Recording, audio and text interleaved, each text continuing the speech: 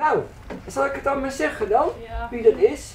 Nou, dat is Niels Terpstra geworden. Nou Niels. Het 10-jarige Niels waard kezen uit honderden ben. Hij maakt nou mij de Olve Oren juryleden 4 boeken lezen die het toch ben uit heel Nederland als beste kezen binnen. Daaruit maakt ze de 12 juryleden de winnaar bekend. Jongens, dan hierbij is Niels officieel senator van de kinderjury. En dat betekent dus dat Niels heel veel boeken moet gaan lezen. Ja? Heel veel. Nee, ik dacht dat er allemaal kinderen mee zouden doen, maar ik had het echt niet verwacht. Ik vind het een hele eer, ik vind het echt heel leuk. Hij leest heel veel boeken, want ik woon vlakbij hem en ja.